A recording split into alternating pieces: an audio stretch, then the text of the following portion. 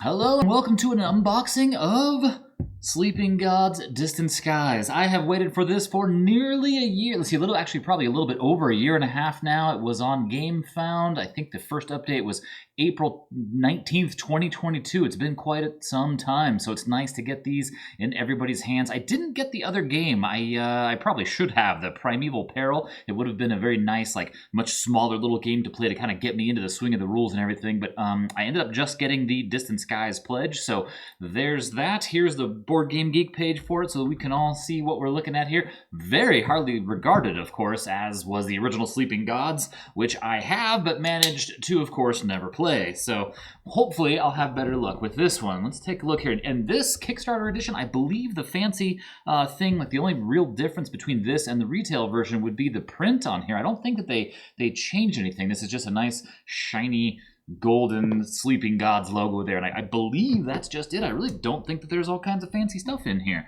So here's the back of the box. Of course, it's funny how many games I have. I've never thought to even look at the back of the boxes of them. I mean, they could just be plain white for all I know. I don't think there's ever been a time I've walked into a game store and looked at the back of a box either. You can see it even says version 1.0 on there. Look at that. And that's good to note. Maybe if you are in a store somewhere down the road considering this game, maybe they've got some updates or something you can take a look at. And, of course, there's a Learn to Play video with Rodney from Watch It Play. That's got to be excellent. So let's see here. Let's get this guy open and see the goods. This is a very heavy box, by the way. All right, so was the first one. All right, here we go. Ryan Lockett, Red Raven Games. We have, oh wow, how very similar to the other one. I did just open the box the other day just so I could take a look at it.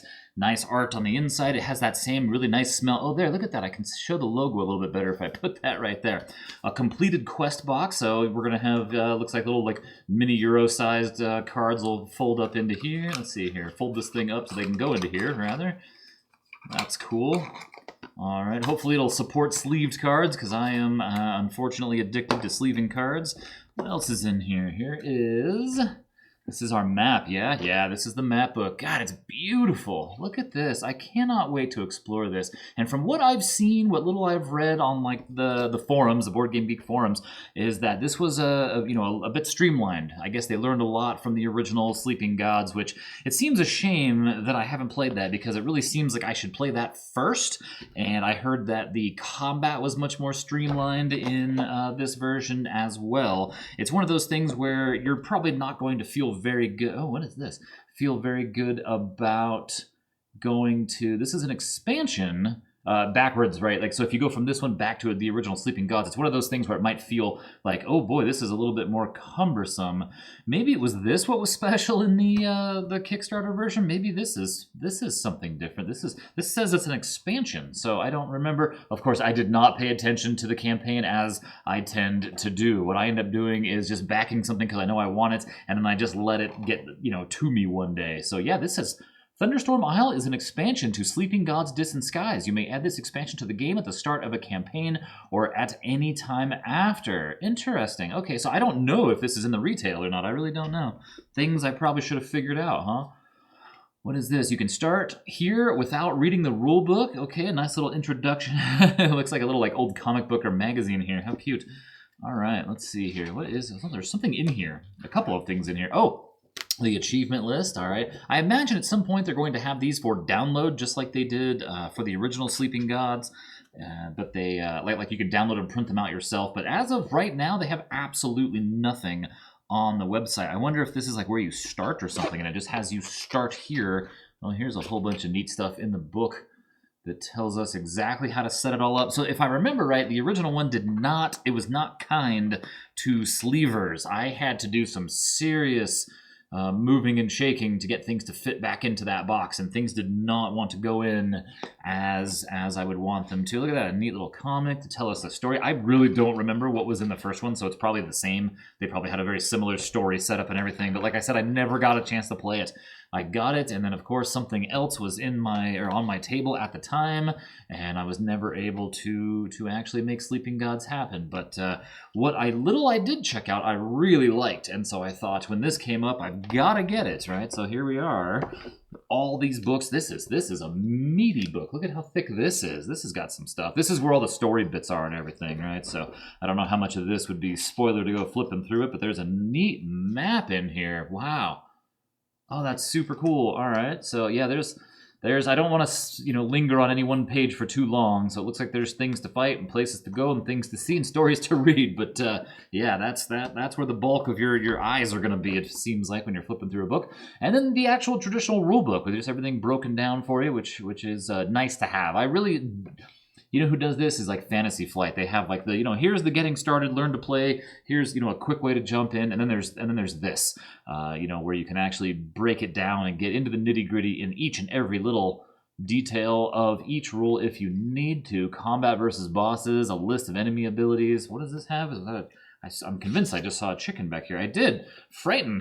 There it is. There's a chicken. So all the symbols and everything are going to be in here. Hopefully there's something nice on the back of this. Maybe a nice little, yeah, exactly, icons. I thought I saw that somewhere else as well. Maybe on the back of the introduction book. Oh, good. That's nice. That's actually very nice. Okay, cool. Oh, that's even almost better, though. This one actually has the whole game turned on it, too. Interesting. It's not quite the same chart otherwise, but very, very similar. Well, maybe I'll have to have both of them around. Although, people on Board Game Geek, they do such a good job of getting these things printed up for us. They'll make their own. These are just little clips that look like they slide across the top of, a card or something to keep track of things. So there's that. There are, and see, I don't know how much of this, like, if any of this at all is Kickstarter special edition stuff. I have no idea. Here's metal coins. I would think that maybe these would be some Kickstarter special edition type or whatever. These are, wow, those are kind of cool. Those are pretty neat. I like them. What else is in here? A bag of... Oh, these are the little damage markers and everything here, right? Yeah, look at some little blood drops, right? Our little wooden hit point marker guys, and then 2 bags of them. That's what that. Okay, so yeah, quite a few. That tells me we're just going to take a lot of damage here. These are really neat. These are little diamonds. These are little wooden diamonds. They're flat on one side, but the top is not. They are raised. So I know it's hard to tell, but those are pretty cool. I wonder if I can get one of these out so we can see like a little. Yeah, that's kind of cool. Huh.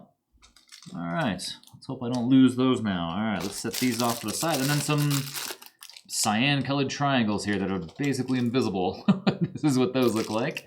I don't know what any of this stuff is. I wonder if these are just markers to kind of track stuff around, maybe points of interest or something here. Oh, we know how much I love dice, and these, 0, 1, -1, 2. Oh, there's 2 1s on there. That's what it is. So there's 0, 1, 1, -1, and then a 3 and a 2. Okay. And there's 4 of those in there.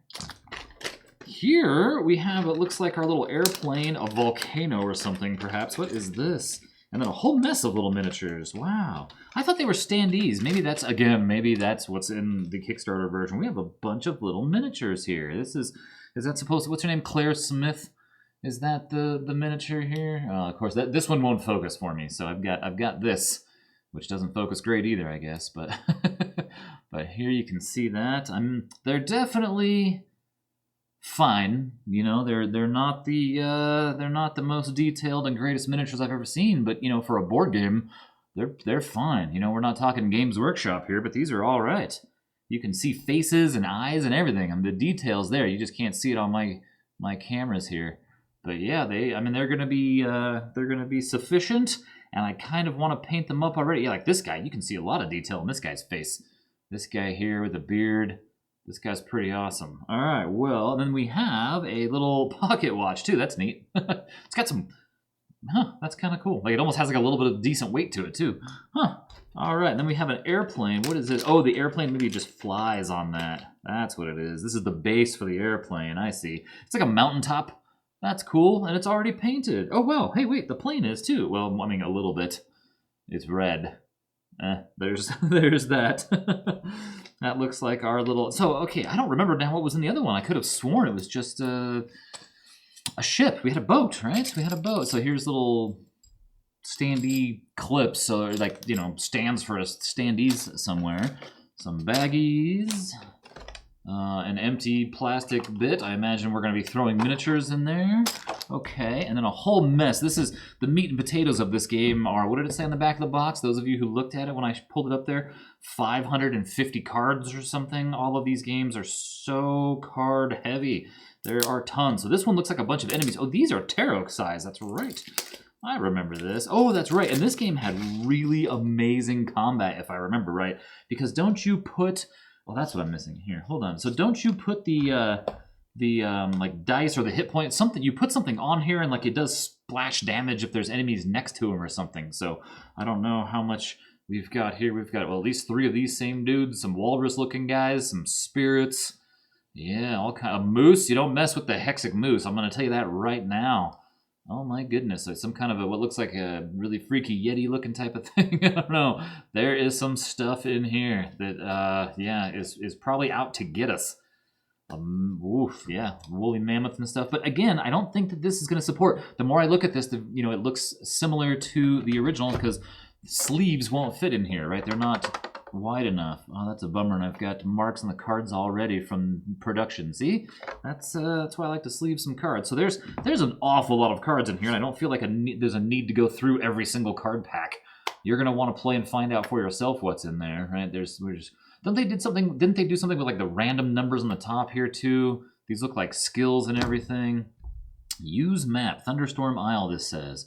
Adventure, Combat, N1. So I don't know if this is like a pack specific for the Isle or what. What else is in here? We have a cool little box. This thing is surprisingly heavy. It must just be full of cards.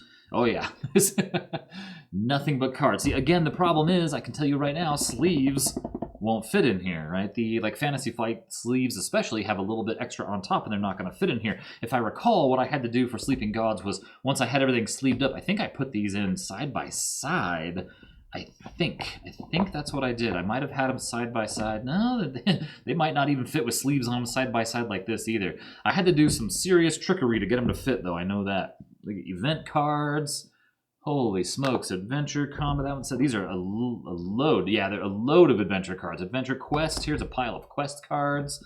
And that says 135. So I imagine the rest of these, yeah, are quest.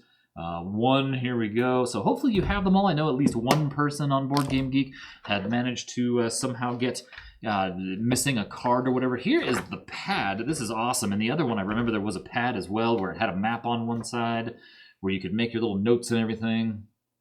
I don't want to spoil anything, so like I kind of don't want to get into the cards and everything, and I feel like flipping through some of these books, as it were maybe a little bit too spoilery even. So just to take a look at all these awesome components here, right? And this is, I mean, it's all the same, right? So you don't have to go ahead and print these out. But again, the old, like the original Sleeping Gods, they did have it on the website where you could print those out. So here is...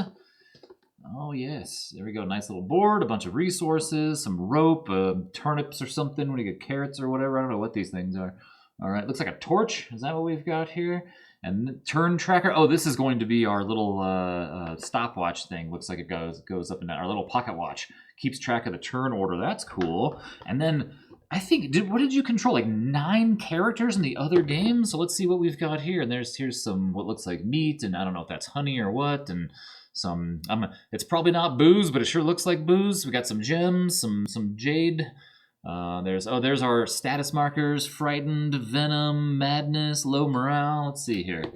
Let's see what we look like here. Here's Claire Smith. The back of hers. Everybody has a little story on the back. That's super cool. And then here, up close and personal, this is what we look like. Oh yeah, maybe it goes across the bottom and keeps track. No, you probably just, you don't clip. We have 2 clips, so it can't be clips. Maybe you just move your little hit point token across the bottom or something. I don't know yet. I haven't even checked it out. I'm terrible at what I buy because I know I'm gonna want it. I know it's gonna be something I want to play, so I just kind of back stuff and then forget about it, and I just hope that it shows up one day. Unfortunately, you know, that's probably not good practice. You know, when you are part of a Kickstarter campaign, you should probably be involved at least to make sure they don't make too many mistakes. You know, you've got things like the special edition of Castles of Burgundy, where I think if more people were paying attention, they might have caught that some of those tiles are hard to read.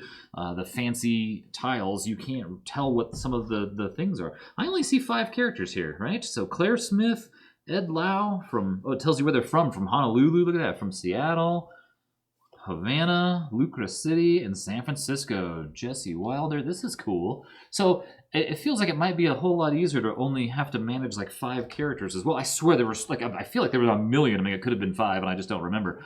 I feel like there was a million characters in the first one that you had to kind of keep track of. So maybe they learned from this one and it's a little bit different, maybe a little bit easier to take care of. Oh, and here, these are probably our standees.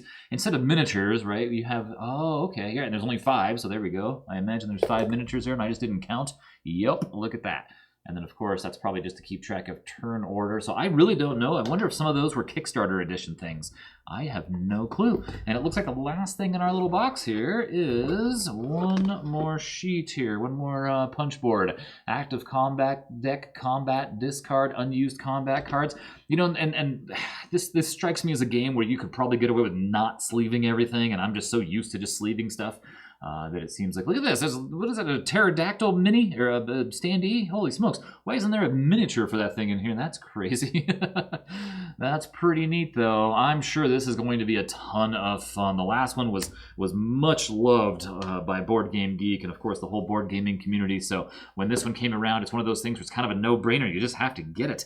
Look at all these cards, right? But I'm sure there are things that you don't have to like shuffle. I'm sure that you know, maybe the little ones you shuffle up or something. I'll have to look into this. If you can get by with just sleeving a few cards as opposed to everything, which likely doesn't need to be sleeved. Like, how often are you gonna, you know, pull a quest card? Once you set it, you read it and set it down on the table, and you know nobody's touching it, or it's not getting shuffled, that kind of thing. So it's probably these little ones that just get shuffled up a lot. But anyway, there's a quick look. Hopefully not too much just random jibber jabber about Sleeping Gods, Distant Skies, and I look forward to playing this one soon, hopefully. Thank you.